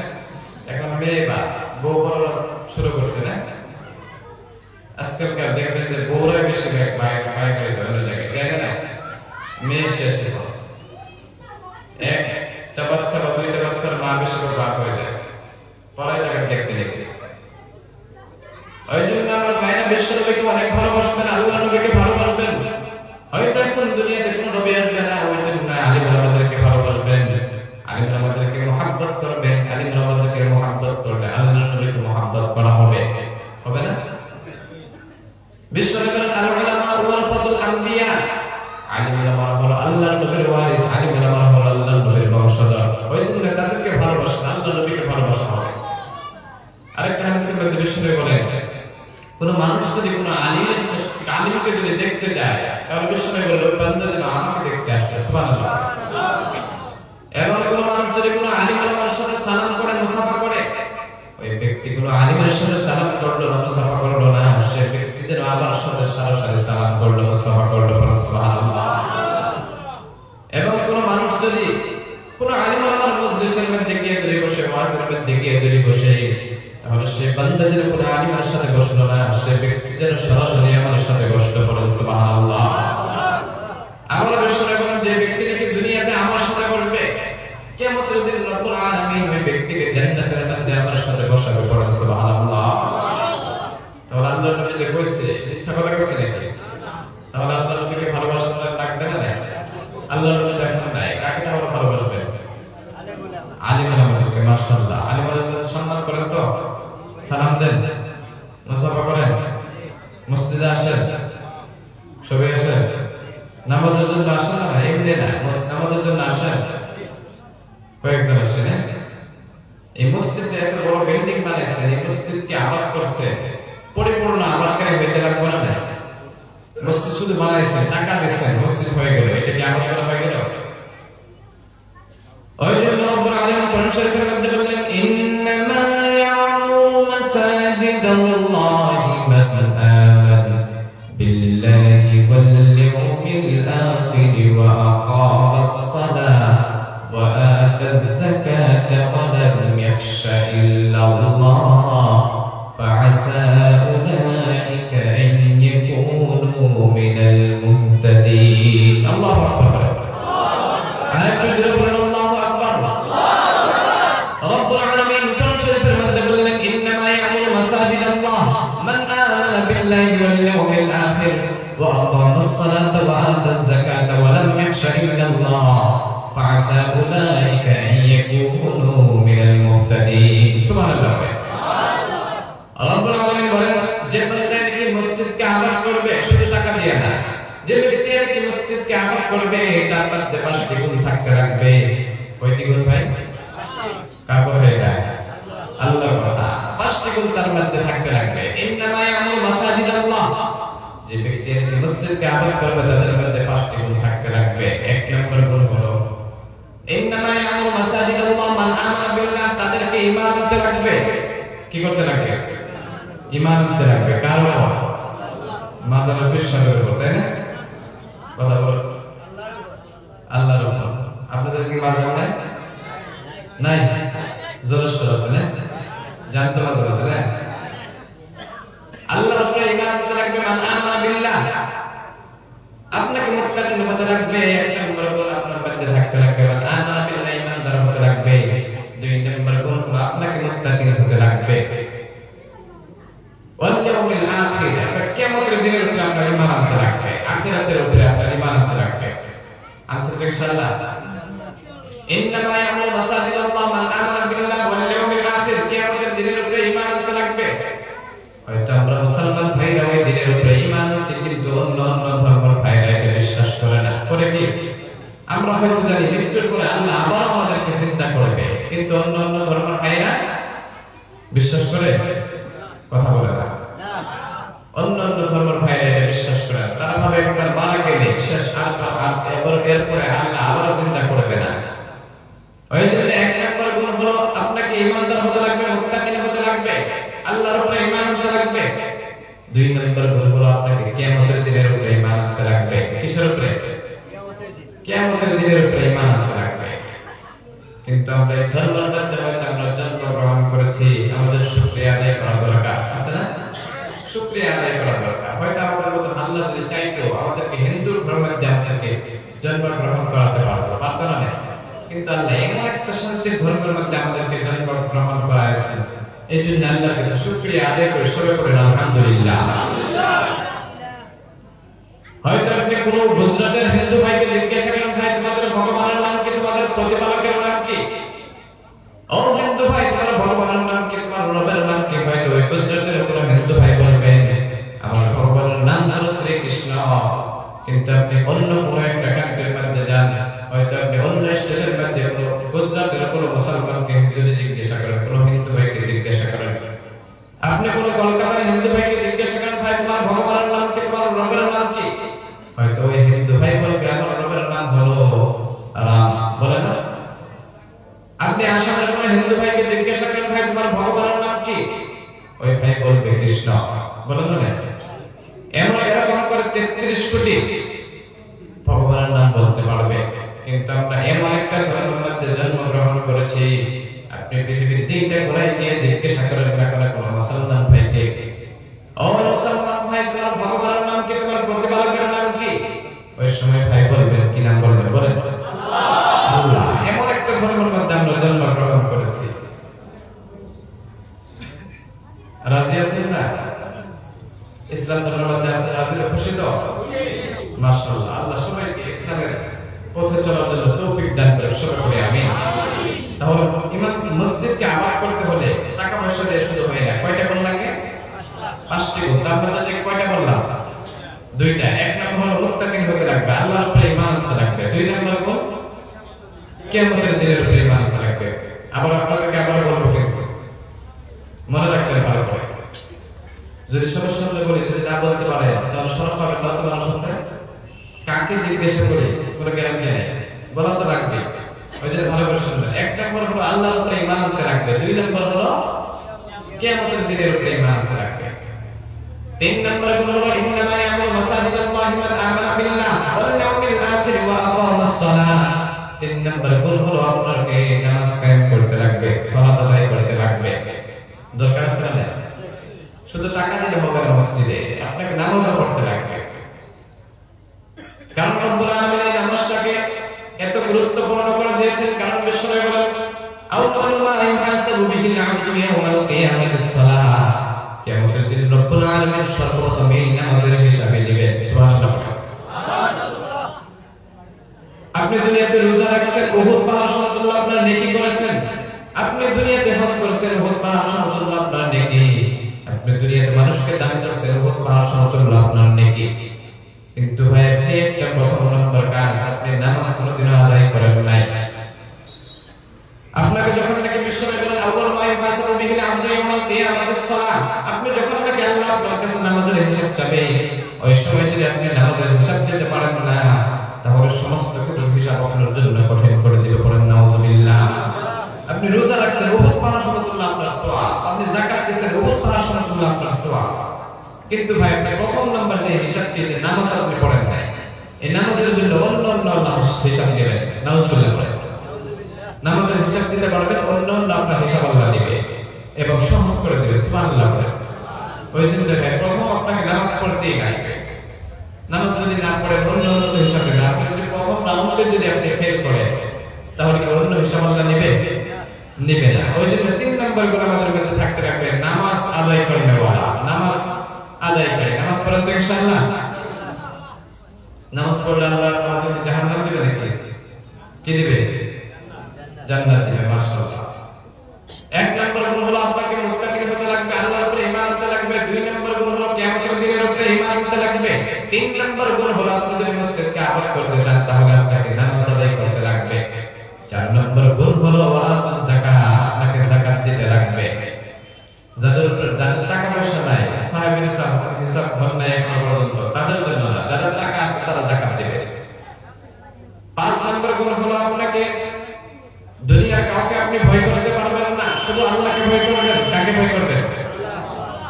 ইন্নামা ইয়ামুরু মাসাজিদাল্লাহি মান আমানা বিল্লাহি ওয়াল ইয়াউমিল আখির ওয়া আকামাস সালাহ ওয়া আতাজ যাকাতা ওয়া লাম ইয়াখশা ইল্লাল্লাহ ফাআসা উলাইকা আন ইয়াকুনু মিনাল মুহতাদিন। সুবহানাল্লাহ। 4 নম্বর গুণ হলো আপনাকে যাকাত দিতে লাগবে। 5 নম্বর গুণ হলো আপনি দুনিয়ার কাউকে ভয় করবেন না, ভয় করবেন শুধু একজনকে। কাকে? আল্লাহকে। ভয় করেন তো ইনশাআল্লাহ? আল্লাহকে যদি ভয় করতে পারে আল্লাহ আপনাকে দুনিয়াতে 2টা পুরস্কার দিবে। কয়টা পুরস্কার? যাদের হৃদয় আছে আল্লাহর ভয়, তারা কবু পথ ভুলে যায় না। যাদের হৃদয় আছে আল্লাহর ভয়, তারা কবু পথ ভুলে যায় না। আল্লাহর প্রেম ছাড়া এই দুনিয়ায় কারো কাছে কোনো কিছু চাই না। আল্লাহু আকবার বলেন। আল্লাহর প্রেম ছাড়া এই দুনিয়াতে আর কারো কাছে কিছু চাওয়া যাবে? যাবে না। শুধু আল্লাহর কাছে চাইবে। মাজারে কে চাইবে না? কার কাছে চাইবে? দেনেওয়ালার মালিক কে? লেনেওয়ালার মালিক আল্লাহ। আল্লাহকে দিবেন, আল্লাহ আপনাদেরকে দিবে। সুবহানাল্লাহ বলেন। ওই জন্য আল্লাহকে ভয় করেন। তাহলে আল্লাহ আল্লাহ কোরআন শরীফের মধ্যে বলেন, ওয়া মান ইয়াত্তাকিল্লাহা ইয়াজআল লাহু মাখরাজা ওয়া ইয়ারযুকুহু মিন হাইথু লা ইয়াহতাসিব। সুবহানাল্লাহ বলেন। আপনি যদি আল্লাহকে ইখলাসের নিয়তে ভয় করেন, আল্লাহকে যদি বিশ্বাস করেন, ভয় করেন, তাহলে আপনার জন্য 2টা পুরস্কার। কয়টা পুরস্কার? 1 নম্বর পুরস্কার হলো ওয়া মান ইয়াত্তাকিল্লাহ ইয়াজআল লাহু মাখরাজা। আপনি যদি কঠিন বালা মুসিবতের মধ্যে থাকেন, কঠিন মুসিবতের মধ্যে থাকেন, তাহলে ওই মুসিবত থেকে আল্লাহ আপনাকে উদ্ধার করে দিবে। সুবহানাল্লাহ। ভালো করে লক্ষ্য করুন, অনেক মানুষের বিপদের মধ্যে আছে, মুসিবতের মধ্যে আছে, আছে না? একটা সমস্যা আছে, টাকা পয়সা আপনার নাই, ঋণ করছেন, ঋণ শুধাইতে পারতেছেন না, এই মুসিবতের মধ্যে আছে না? নাই? আছে। আপনি যদি আল্লাহকে ভয় করেন তাহলে আল্লাহ আপনাকে 1ম নম্বর পুরস্কার হলো আপনাকে কঠিন মুসিবত থেকে আল্লাহ উদ্ধার করে দিবে। সুবহানাল্লাহ। 2 নম্বর পুরস্কার হলো মান ইয়াত্তাকিল্লাহা ইয়াজআল লাহু মাখরাজা ওয়া ইয়ারযুকুহু মিন হাইথু লা ইয়াহতাসিব। আপনাকে আল্লাহ রিজিকের ব্যবস্থা করে দিবে, খাদ্যের ব্যবস্থা করে দিবে। সুবহানাল্লাহ। 2 নম্বর পুরস্কার হলো আপনাকে খাদ্যের ব্যবস্থা করে দিবে, রিজিকের ব্যবস্থা করে দিবে। কি করলে? আল্লাহকে ভয় করলে। 1 নম্বর পুরস্কার হলো আপনাকে কঠিন মুসিবত থেকে আল্লাহ উদ্ধার করে দিবে, বালা মুসিবত থেকে আল্লাহ উদ্ধার করে দিবে, বেমার আজার থেকে আল্লাহ শিফা করে দিবে। 2 নম্বর পুরস্কার হলো আপনাকে খাদ্যের ব্যবস্থা করে দিবে। সুবহানাল্লাহ বলেন না? শুধু তাই নয়, ওয়া মান ইয়াত্তাকিল্লাহা ইয়াজআল লাহু মাখরাজা ওয়া ইয়ারযুকুহু মিন হাইথু লা ইয়াহতাসিব। কিন্তু আল্লাহ রাব্বুল আলামিন এমন জায়গা থেকে আপনাকে উদ্ধার করবে, এমন জায়গা থেকে আপনার ঘরের মধ্যে আল্লাহ রিজিকের ব্যবস্থা করে দিবে, আপনার 14 গোষ্ঠীও কল্পনা করাটা সম্ভব না। পড়ুন সুবহানাল্লাহ। 14 গোষ্ঠী আপনি কল্পনা করে পারবেন না যে কোত্থেকে আল্লাহ এই রিজিকের ব্যবস্থা করে দিল। পারবেন কি? পারবেন না। আল্লাহ যাকে ভালোবাসে তাকে কিয়ামতের জান্নাতের মধ্যে দিবে, দিবে না? এই 5টি গুণ যদি আমাদের মধ্যে থাকে তাহলে তাকে পরিপূর্ণ ইমানদার বলে, আল্লাহর রাস্তায় থাকা বলে, মুমিন বলে আমরা বিশ্বাস করতে পারি। সবাই ইনশাআল্লাহ এই 5টি গুণ আমাদের মধ্যে আনতে হবে ইনশাআল্লাহ। ইনশাআল্লাহ আনবেন। তবে নামাজ তো পড়তে লাগবে। কালকে থেকে ইনশাআল্লাহ কি চেষ্টা করবেন? একটা হাত উঠায় দেখান। নামাজ কে কে পড়বেন? মাশাআল্লাহ। আল্লাহ সবাইকে কবুল করেন। সবাই পড়ে আমিন। আল্লাহ সবাইকে নামাজি বানায় দেয়। সবাই পড়ে আমিন। প্রত্যেকেরই ঘরে ঘরে আল্লাহ নামাজি বানায় দেয়। সবাই পড়ে আমিন। ওই জন্য প্রত্যেকের শুধু আপনারা নিজের নামাজ পড়লে হবে না, নিজের সন্তানকে মসজিদে আনা দরকার। নিজের সন্তানকে আপনি মসজিদের মধ্যে আনেন, আপনার সন্তানকে কমসে কম এই নামাজের জন্য দাওয়াত দেন। আপনি হয়তো নিজে নামাজ পড়েন কিন্তু আপনার সন্তানকে কোনোদিন মসজিদে পাঠান না, ঠিক না? মসজিদে পাঠান না, আপনি নিজে নামাজে আসেন। আপনার সন্তান 14 বছর, 15 বছর, 20 বছর, 30 বছর হয়ে গেছে, কিন্তু আপনি বাবা হয়ে কোনোদিন সন্তানরা মসজিদের মধ্যে আনতে পারেন নাই, ঠিক না ভাই? আনতে পারেন নাই। আনেন নামাজের জন্য বলেন, কিন্তু ওই সন্তান মসজিদে যায় না। আপনার সন্তানকে বলেন, ও বাবা চলো মসজিদের মধ্যে যাই, হয়তো তুমি মসজিদের মধ্যে যাও, কিন্তু ওই সন্তান আপনি বাবার কথা না শুনে ওই সন্তান মসজিদে না গিয়ে ওই সন্তান সিনেমা দেখতে যায়, বাজারের মধ্যে গিয়ে আড্ডা দেয়, তাই না? কারণ এগুলো সন্তান খারাপ হওয়ার মতো উদ্দেশ্য হলো আপনার নিজের মা বাবা। কারণ সত্য থেকে এই শিক্ষাগুলো যদি দিতে, মাদ্রাসার একটু শিক্ষা দিতে, হয়তো এখন নামাজের মধ্যে জোর করে বাড়ায় বসে, কিন্তু কিছুই জানে না কেমনি করে নামাজ পড়বে। নামাজ পড়তে গেলে কোরআনের দরকার আছে না? কোরআন শরীফের দরকার আছে। কোরআন শরীফ জানে না, তাহলে মসজিদে গিয়ে কি করবে? সেটাও তো একটা বিষয়, তাই না? কিন্তু এটা আল্লাহ মানবে না। মানবে কি? আল্লাহ মানবে না।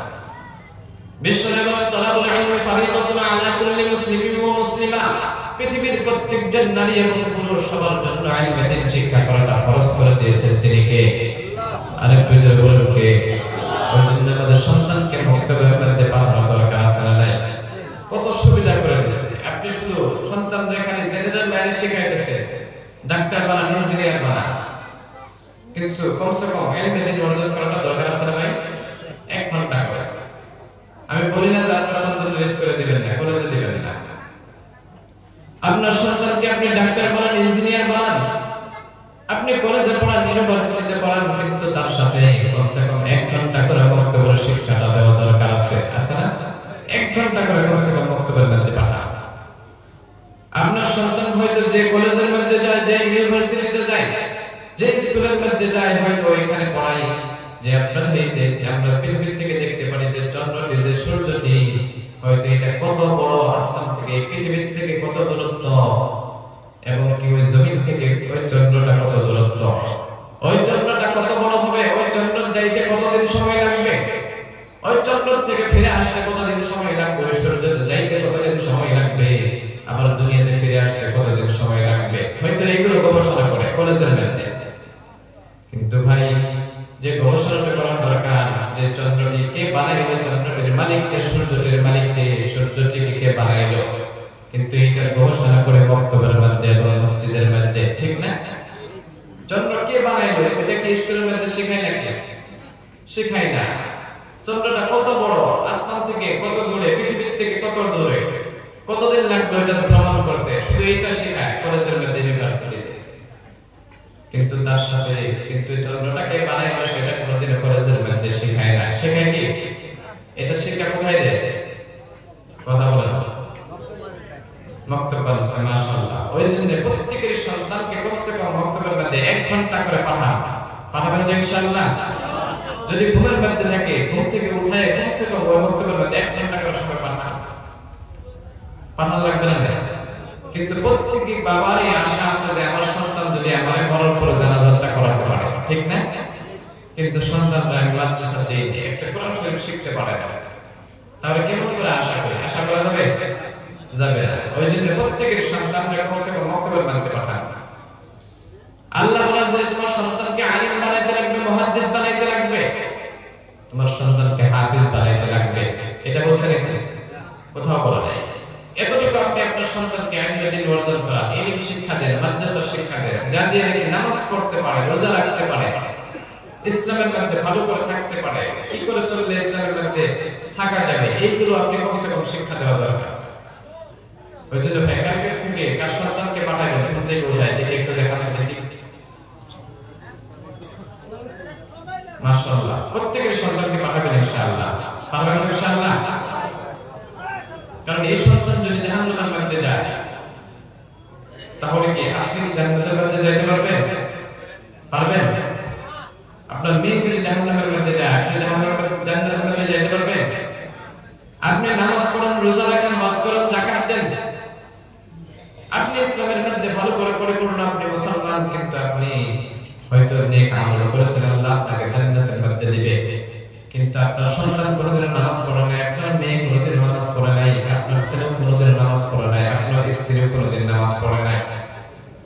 স্ত্রীর জন্য সন্তানের জন্য কিয়ামতের দিন আপনাকে জান্নাত থেকে নিয়ে আপনাকে জাহান্নামের মধ্যে আল্লাহ পৌঁছায় দিবেন। নাউজুবিল্লাহ পড়েন। আর করে লক্ষ্য করে শুনবেন, কোন নারী যদি কোন মহিলা যদি জাহান্নামের মধ্যে যায়, কোন মহিলা যদি জাহান্নামের মধ্যে যায়, তাহলে ওই মহিলা চারজন পুরুষ মানুষ জান্নাতি পুরুষকে জাহান্নামের মধ্যে নিয়ে যাবে। নাউজুবিল্লাহ পড়েন। চারজন পুরুষ মানুষ জাহান্নামের মধ্যে নিয়ে যাবে কোন নারী যদি জাহান্নামের মধ্যে যায়। শুনবেন কে কে? কোন মহিলা যদি জাহান্নামের মধ্যে যায়, চারজন পুরুষ মানুষ জাহান্নামে যাবে। এক নম্বর যাবে কোন মহিলা যদি জাহান্নামের মধ্যে যায়, ওই মহিলা নিজের বাবা জাহান্নামের মধ্যে যাবে। কিয়ামতের দিন রব্বুল আলামিন ওই মহিলাকে যখন নাকি জাহান্নামের মধ্যে দেবে, আল্লাহকে ডাক দিয়ে বলবেন, ও আল্লাহ, হয়তো আমি জাহান্নামের মধ্যে আজকে যাওয়ার প্রথম কারণ হলো আমার বাবা আমাকে কোনোদিন পর্দার মধ্যে রাখে নাই, নেক আমল করার জন্য উপদেশ করে নাই, ভালো কাজের আদেশ করে নাই, নামাজ পড়তে বলে নাই। এই জন্য আজকে আমার জাহান্নামে যাওয়ার প্রথম কারণ হলো আমার বাবা। ওই জন্য আমার বাবাকে আগে তুমি জাহান্নামের মধ্যে দাও, তারপরে তুমি আমাকে আল্লাহ জাহান্নামের মধ্যে দাও। নাউজুবিল্লাহ পড়েন। এক নম্বর বাবা জাহান্নামের মধ্যে যাবে। কার জন্য? মেয়ের জন্য। দুই নম্বর যাবে কোন মহিলা যদি জাহান্নামের মধ্যে যায়, ওই মহিলা নিজের পরিবারের বড় ভাই, ওই ভাইকে আল্লাহ রাব্বুল আলামিন কিয়ামতের দিন জাহান্নামের মধ্যে দিবে। কারণ বলবেন, আমার ভাই কোনদিন আমাকে নামাজের আদেশ করে নাই, ভালো কাজের উপদেশ করে নাই, তার জন্য আমি আজকে জাহান্নামে। ওই জন্য আমার ভাইকে আল্লাহ তুমি জাহান্নামের মধ্যে দাও। নাউজুবিল্লাহ পড়েন। দুই ধরনের পুরুষ পাই। তিন নম্বর পুরুষ জাহান্নামের মধ্যে যাবে, এমন পুরুষ থাকবে জান্নাতি পুরুষ, ওই মহিলার জন্য জাহান্নামের মধ্যে যাবে। তিন নম্বর পুরুষ হলো কোন মহিলা যদি জাহান্নামের মধ্যে যায়, ওই মহিলার স্বামী জাহান্নামের মধ্যে আল্লাহ দিয়ে দিবেন। চার নম্বর পুরুষ থাকবেন যে মহিলা জাহান্নামে যাওয়ার জন্য, যে চার নম্বর পুরুষটি জাহান্নামের মধ্যে যাবে, ওই মহিলার নিজের পরিবারের বড় সন্তান জাহান্নামের মধ্যে যাবে। নাউজুবিল্লাহ পড়েন। কোন মহিলা যদি জাহান্নামের মধ্যে যায়, চারজন পুরুষ। এক নম্বর হলো মহিলা নিজের বাবা, দুই নম্বর হলো মহিলা নিজের বড় ভাই, তিন নম্বর মহিলার নিজের স্বামী, চার নম্বর মহিলার নিজের সন্তান। যদি এখানে পাই কারোর যদি বোন আছে, কারোর স্ত্রী আছে, কারোর মা আছে, কারোর মেয়ে আছে, তাদেরকে কমসে কম পর্দার আদেশ করে, নামাজের আদেশ করে করার দরকার আছে ভাই। এই নামাজ পড়লে আল্লাহ রাব্বুল আলামিন তাদেরকে যদি জান্নাতের মধ্যে যাইতে চায়, নামাজ পড়ে কায়েম করতে লাগে, তাদেরকে পর্দার মধ্যে রাখতে না, তাদেরকে পর্দার মধ্যে রাখবে। কিন্তু তাদেরকে আমরা রাখি না, রাখিনি। মেট্রিক পাস করার আগে মেয়েদের হাতে বড় বড় মোবাইল দিয়ে দেয় না, কম অনলাইনে ক্লাস করে। ভালো করে লক্ষ্য করে দেখবেন তো অনলাইনে ক্লাস করে না, কি করে? অনলাইনে ক্লাস করে না। অনেক মেয়ে গেছে, অনেক মানুষ বলেছে অনলাইনে ক্লাস করে, আমার মেয়ে অনলাইনে ক্লাস করে। কিন্তু ভাই ভালো করে লক্ষ্য করে দেখবেন যে যাদের মোবাইল নেই, গরিব মানুষ, তারা তাহলে কোথায় ক্লাস করে? ঠিক না ভাই? যাদের টাকা পয়সা আছে তারাই শুধু অনলাইনে ক্লাস করে। তাহলে তারা কি অনলাইনে ক্লাস করে না? গরিব মানুষের মেয়ে কি ফেল করে নাকি পরীক্ষায়? পাস করে না? পাস করে। ওই জন্য নিজের মেয়েদেরকে ভালো করে নজর দেন। বাড়ি থেকে বের হয়ে কোথায় গেলে কয়েকটা সময় আসলে কত সময় লাগবে, ওইখানে ওই দিকে ভালো করে লক্ষ্য করেন। কারণ আজকে যে এখন জিনা হয়, কার জন্য হয়? মেয়েদের জন্য। কারণ মেয়েরা এখন, আগে তো হয়তো মুরব্বীদেরকে দেখে পরিপূর্ণ পর্দার মধ্যে যাইতে চলাফেরা করতো, কিন্তু এখন দেখবেন যে টাইট ফিট কাপড় পরে, এখন তো শর্ট কাপড় হয়ে গেছে, তাই না? এখন তো শর্ট হয়ে গেছে। আর দেখবেন পুরুষদের কাপড় নিতে নিতে আস্তে আস্তে লং প্যান্ট, এখন সাজও নিয়ে এসেছে না, স্পোর্টিংও নিয়ে এসেছে না, নাই সবকিছু নিয়ে এসেছে। এইগুলো হলো কিয়ামতের আলামত। ওই জন্য নিজের মেয়েদেরকে, নিজের স্ত্রীদেরকে কমসে কম পর্দার মধ্যে রাখার চেষ্টা করবেন। করবেন তো ইনশাআল্লাহ? প্রত্যেকের ছেলে মেয়ে আছে, এখানে মেয়ে আছে, স্ত্রী আছে, ছেলের বউ আছে, আছে না? পরিপূর্ণ পর্দার মধ্যে রাখার জন্য চেষ্টা করবেন ইনশাআল্লাহ। আল্লাহ প্রত্যেক মা বোনকে পর্দার মধ্যে থাকার জন্য তৌফিক দান করে। সবাই পড়ে আমিন। নারীদেরকে রব্বুল আলামিন কোরআন শরীফের মধ্যে বলেন, ওয়াকারনা ফি বুয়ুতিকুন্না ওয়া লা তাবাররাজনা তাবাররুজাল জাহিলিয়াতিল উলা। সুবহানাল্লাহ। রব্বুল আলামিন নারীদেরকে আবদ্ধ ঘরের মধ্যে আবদ্ধ থাকার জন্য বানাইছেন, পর্দার মধ্যে থাকার জন্য বানাইছেন।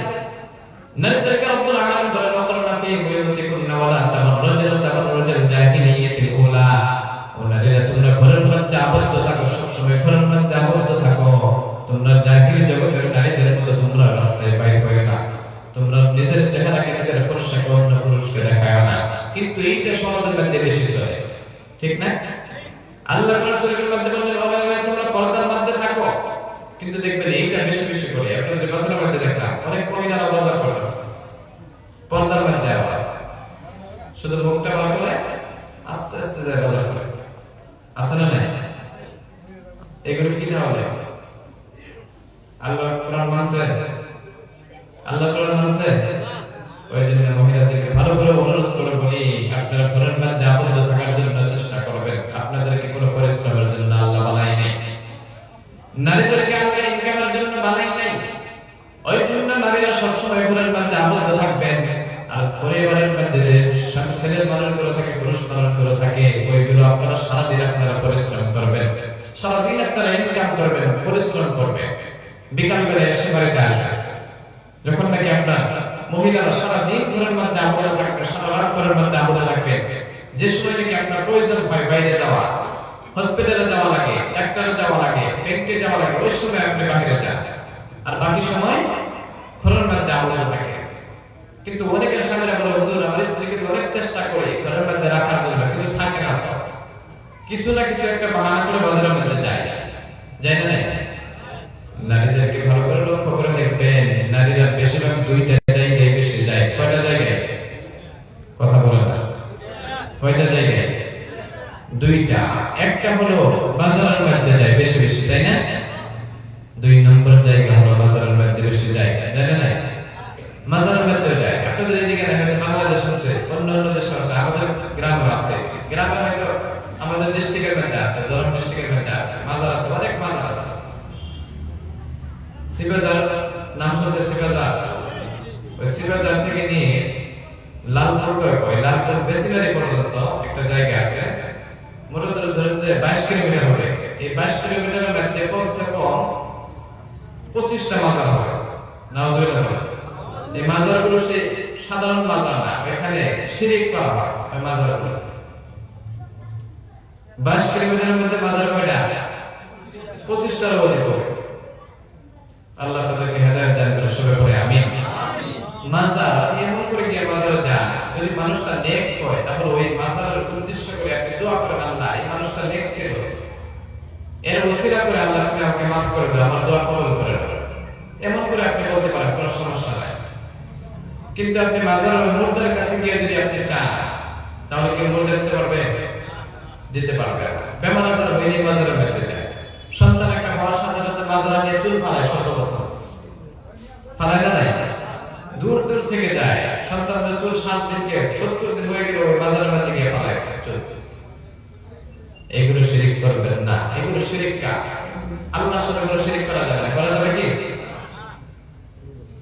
রব্বুল আলামিন কোরআন শরীফের মধ্যে বলেন, ওয়া ইন ক্বালা লুকমান লিবনিহি ওয়া হুয়া ইয়াইদুহু ইয়া বুনাইয়া লা তুশরিক বিল্লাহ ইন্নাশ শিরকা লাযুলমুন আযীম। আল্লাহু আকবার বলেন। আরেকটু জোরে বলেন আল্লাহু আকবার। রব্বুল আলামিন কোরআন শরীফের মধ্যে বলেন, ওয়া ইন ক্বালা লুকমান লিবনিহি ওয়া হুয়া ইয়াইদুহু ইয়া বুনাইয়া লা তুশরিক বিল্লাহ ইন্নাশ শিরকা লাযুলমুন আযীম। ও বান্দারা, তোমরা কখনো শিরক করিও না, শিরক করা মহাপাপ, শিরক করা মহাপাপ, সবচেয়ে বড় পাপ শিরক। শিরক চিনেন? আল্লাহর সাথে যে ব্যক্তি তুলনা করে, আল্লাহর সাথে তুলনা করে, ওই ব্যক্তি শিরককারী। নাউজুবিল্লাহ। ইন্নাশ শিরকা লাযুলমুন আযীম, শিরক হলো সবচেয়ে বড় জুলুম, বড় গুনাহ। ওই জন্য কোন মানুষ আল্লাহর সাথে তুলনা করবেন না, কোন মানুষ আল্লাহর সাথে শিরক করবেন না। করা যাবে কি? করবেন না। শিরক হলো 2টা প্রকার, একটা হলো বড় শিরক আর একটা ছোট শিরক। কয়টা শিরক? 2টা। একটা হলো আল্লাহর সাথে আপনি তুলনা করলেন, বড় শিরক করলেন, সংক্ষিপ্তভাবে বলতেছি। একটা হলো বড় শিরক, আল্লাহর সাথে তুলনা করলেন, আল্লাহর কাছে না চেয়ে ওই মাজারের মধ্যে গিয়ে চাই, মুর্দার কাছে গিয়ে চাই, এটা হলো বড় শিরক, আল্লাহর সাথে তুলনা করলেন। আরেকটা শিরক হলো আপনি আল্লাহর সাথে তুলনা করেন। বহুত মানুষ আছে কি করে জানেন? কোন একটা মুসিবতের মধ্যে পড়ছে, 10,000 টাকা দিয়ে বলবে, ভাই আপনার তো অনেক ক্ষমতা, আগে আল্লাহ পরে আপনি এই কাজটা আমাকে করে দিবেন। বলেন না? নাই? বলেন না? করে দিন যে আগে আল্লাহ পরে আপনি এই কাজটা করে দিবেন। ভাই আল্লাহ পরে স্থান কার? কথা বলেন। আল্লাহ পরে স্থান কার? সম্মানিত দরজা দিয়ে কার? জি মা বাবা আল্লাহ নবীর কোথায় পালালেন? ওহো, ভুলে গেছে আল্লাহ নবীকে। কিন্তু আল্লাহ নবীর জায়গায় স্থান আপনি কাকে দিলেন? ওই মানুষকে, ঠিক না? ওই জন্য কোনো দিনে বলবেন না আগে আল্লাহ পরে আপনি এই কাজটা করে দিবেন। বলবেন কি আজকের থেকে তো করে দেবেন, করে দেবেন, বলবেন না ইনশাআল্লাহ পরে। দুই নম্বর আরেকটা কাজ বেশি বেশি দেখা যায় যে আজকে বৃষ্টি আসবে গ্যারান্টি 100 টাকা বাঁচে, বলেন না? কিন্তু আল্লাহকে আপনাকে বৃষ্টি আসবে না এটা দায়িত্ব কি আপনার কাছে আল্লাহ দিয়েছে? দেই নাই। কিন্তু এটা কাজ বেশি বেশি করে এগুলো শিরিক করবেন না। শিরিক আল্লাহ কখনো মাফ করেন না। অন্য গুনাহ আল্লাহ মাফ করে দেয়, কিন্তু শিরিকের গুনাহ আল্লাহ মাফ করেন না। বিশ্বরে বলেন কিয়ামতের দিন কোন যদি গুনাহগার বান্দা, নাফরমান বান্দা অনেক গুনাহ করেছে, উপকার সমতুল্য গুনাহ করেছে, কিন্তু কিয়ামতের দিন যখন নাকি তার গুনাহটা দেখা হবে, উপকার সমতুল্য সে ব্যক্তি গুনাহ করেছে, ওই গুনাহ থেকে ভালো করে লক্ষ্য করা হবে। ওই গুনাহের মধ্যে কবিরা গুনাহ আছে, সগীরা গুনাহ আছে, অনেক গুনাহ আছে, জিনার গুনাহ আছে, অনেক গুনাহ আছে, কিন্তু ওই গুনাহের মধ্যে কোনো একটা শিরিক গুনাহ পাওয়া যায় না। ওই শিরিক, ওই গুনাহের মধ্যে যদি কোনো শিরিক গুনাহ না পাওয়া যায়, তাহলে আল্লাহ ওই উহুদ পাহাড় সমতুল্য গুনাহগুলো আল্লাহ মাফ করে দিবে, সুবহানাল্লাহ। কিন্তু শিরিক যদি থাকে আল্লাহ ওই গুনাহ মাফ করবেন না, নাউযুবিল্লাহ করে। তাহলে ভাই কখনো শিরিক করা যাবে না। শিরিক করা যাবে কি? কিন্তু মহিলাদেরকে দেখবেন বেশি বেশি বাজারের মধ্যে যায়, এবং বাজারের মধ্যে বেশি বেশি যায়, যায় না? ও আরেকটা জায়গা আছে, কোথায় জানেন? বলতে পারবেন কি? 100 টাকা বলেন তো মহিলারা বেশি বেশি কোথায় যায়? একজন বলে দেখি। পালাবে না, এটা তো বাজারের মধ্যে সমস্যা। পার্ক হবে, এটা তো বাজারের মধ্যে একটা মানুষ। আমি বলে দিব মাশাআল্লাহ, এক জায়গায় বসে গুড়ের মধ্যে যায়, ঠিক না? বন্ধন গুড়ের মধ্যে যায়, তাই না? বন্ধন গুড়ের মধ্যে মহিলা যায় না পুরুষ যায়? মহিলা যায়। আপনাদের মহল্লায় নাই? আছে? এইগুলো তো দেখবেন বেশি। গ্রামে সবচেয়ে মূর্খ মহিলা যদি থাকে, ওই মহিলাকে কি করে জানেন? ভোটের থেকে, উপরের থেকে প্রেসিডেন্ট বানায় দেয়। মূর্খ মহিলা জীবনে ইউজ করে যায় না, নিজের নামটা ভালো করে লিখতে পারে না। ওই মহিলার ভোটের উপরের থেকে কি বানায় দেয়? প্রেসিডেন্ট বানায় দেয়। এই মহিলা তো খুশি, আমি জীবনে ইউজ করে গেলাম, আমার প্রেসিডেন্ট বানায় দিচ্ছে। এই ব্যক্তি কি করে? সকালবেলা ভাত সবজি না বানায়, সন্তান না বানায়, সন্তান ফেলে রেখে সারাদিন গ্রামে গ্রামে ঘুরে, বস্তির মধ্যে ঘুরে, কোথায় মানুষ পাবে? কারণ 10,000 টাকা লোন নিয়ে দিলে 1,000 টাকা তার পকেট, ঠিক না ভাই? খারাপ লাগছে নাকি? কিন্তু 1,000 টাকা করে জমি আছে, এটা কোনো সুদ না। সুদ কি এটা? এটা হলো ইন্টারেস্ট। কি এটা? সুদের গুনাহ আছে। সুদ খাওয়া হারাম, ইন্টারেস্ট খাওয়া হালাল নাকি? তাহলে হালাল। সুদ আলাদা জিনিস, ইন্টারেস্ট আলাদা জিনিস, ঠিক না? দুইটা জিনিস একই, কিন্তু নামটা শুধু পরিবর্তন হয়েছে। কোন মহিলা সুদের কাজ করছে, মহিলা মানুষ সুদের কাজ করে, সুদ না করে ইন্টারেস্ট এনে বলে না নাই? ইন্টারেস্ট আছে, মারা যায় দেখেন, তারপরে দেখেন ইন্টারেস্ট লাভ করবে, করবে না নাই?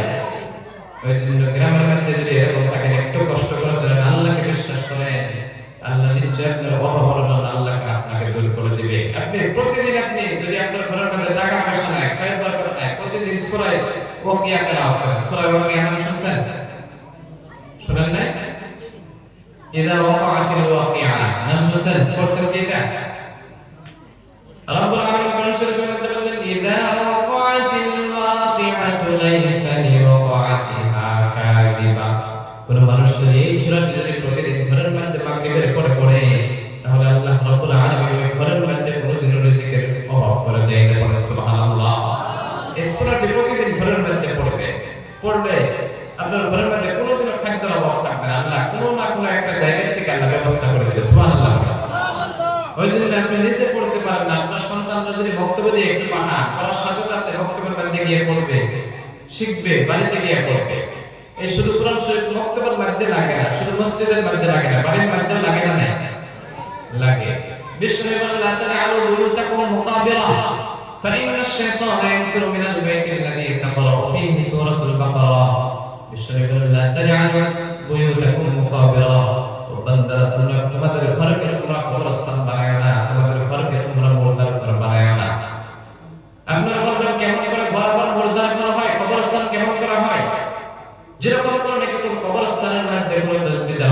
না, কোনো কোরআন শরীফ তেলাওয়াত হয় না। কবরস্থানে কোরআন শরীফ তেলাওয়াত হয় কি? তাসবিহ তেলাওয়াত হয় না, কোরআন শরীফ তেলাওয়াত হয় না। শুধু মুরাদ রাত 12টার সময় উঠে তাহাজ্জুদের মধ্যে যায়, ঠিক না? নাই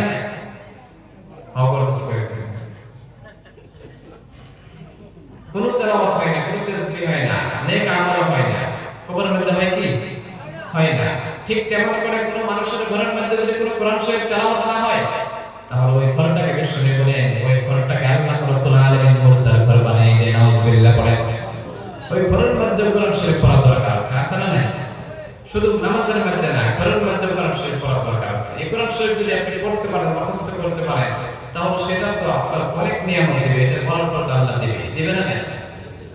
কোরআন শরীফ পড়তে পারলে, নামাজ পড়তে পারলে, নেক আমল করতে পারলে আল্লাহ কি দিবে?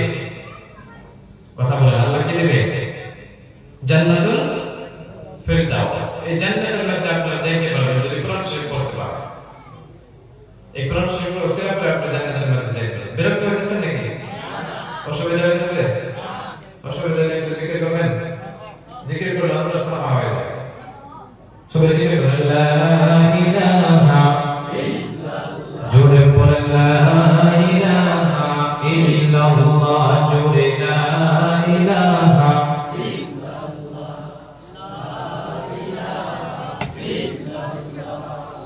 জোরে, লা ইলাহা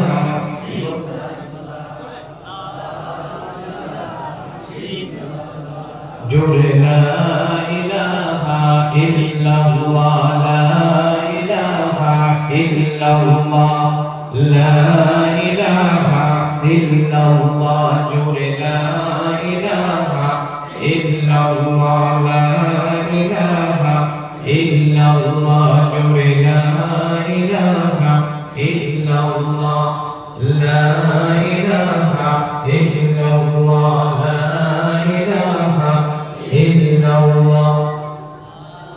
লা ইলাহা ইল্লাল্লাহ। লা ইলাহা ইল্লাল্লাহ। জোরে, লা ইলাহা ইল্লাল্লাহ। লা ইলাহা লা ইলাহা লা ইলাহা ইল্লাল্লাহ।